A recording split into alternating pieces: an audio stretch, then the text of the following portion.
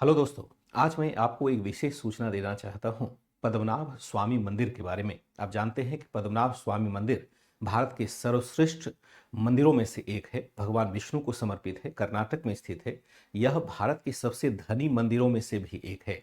आप जानते हैं कि हाल के दिनों में थोड़ा चर्चा के केंद्र में भी रहा था जब हमने यह जाना कि उसके 7 दरवाजे हैं मंदिर में और 7वां दरवाजा नहीं खोला जा सका। माना गया कि वहाँ उसमें अतुल रत्न भंडार भरे हुए हैं, लेकिन उसको खोलना संभव नहीं हुआ क्योंकि मान्यता है कि उसको एक विशेष मंत्र के द्वारा बंद किया गया है और वह विशेष मंत्र के साथ ही खुल सकता है और उस मंत्र की जानकारी अब किसी को नहीं है। माना जाता है कि ऐसा अगर मंदिर खोला गया, जबरन खोलने की कोशिश की गई तो शायद महाप्रलय की संभावना बनेगी। अब यही मंदिर अभी चर्चा में रहा है। क्यों चर्चा में रहा है?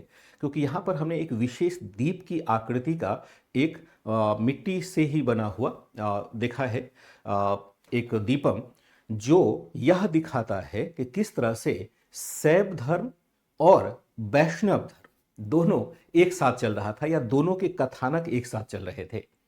यह एक विशेष प्रकार का दीप है, जैसा कि आप पीछे देख भी रहे होंगे आकृति में, जिसमें एक ऐसे कथानक को दिखाया गया है जिसमें भगवान शिव के तांडव के डर से देवतागण भगवान विष्णु के पास जाते हैं और भगवान विष्णु आश्वस्त करते हैं कि शायद वो भगवान शिव को प्रसन्न कर पाए और फिर वहाँ एक अनुनय विनय की स्थिति आती है और उसमें भगवान शिव को बाद में हम देखते हैं कि पद्मनाभ स्वामी के सामने नतमस्तक भी होते हैं, उनकी आराधना भी करते देखते।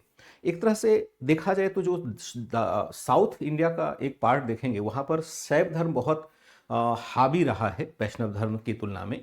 लेकिन वैष्णव धर्म भी अपने, खास करके रामानुज आचार्य के काल के बाद वैष्णव धर्म भी अपने आप में इस्टेब्लिश होने में काफ़ी कामयाब रहा था।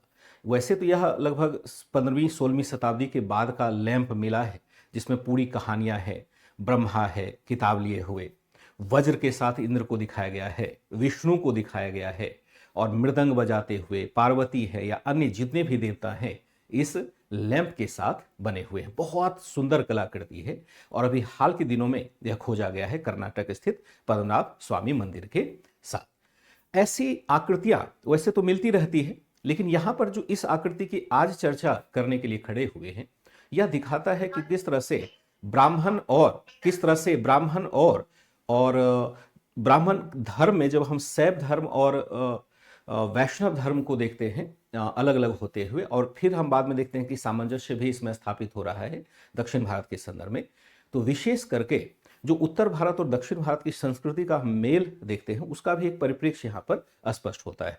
तो ऐसी कलाकृतियाँ अक्सर बहुत अधिक हमारे संस्कृति में मिलती ही रहती है और बहुत सारी खोज अभी हुए भी नहीं है जिस पर कि हमें अभी प्रकाश डालना बाकी है। विशेष करके जब हम कल्चर की क्लास में जाते हैं तो ये धार्मिक सामंजस्य वर्तमान परिप्रेक्ष्य में काफ़ी उपयोगी हो जाता है पढ़ना, क्योंकि हाल के दिनों में हम तनाव भी देखते हैं कि धर्म के आधार पर तनाव काफ़ी अधिक बढ़ा हुआ लगता है।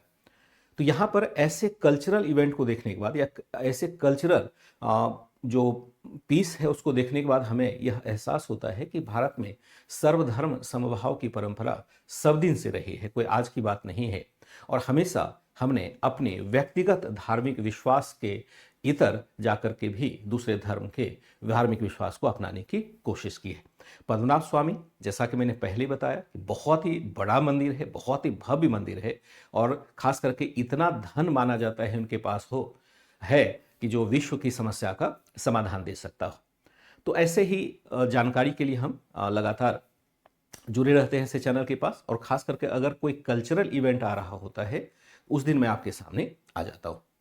तो आज के लिए उस दीप को आप महसूस कीजिए, मैं इसका फोटो भी आपको दिलवा देता हूँ और देखिए कितना बढ़िया उसमें कलाकृति बनाई गई है सभी देवी देवताओं के साथ जो शैव धर्म से भी जुड़े हुए हैं, वैष्णव धर्म से जुड़े हुए हैं।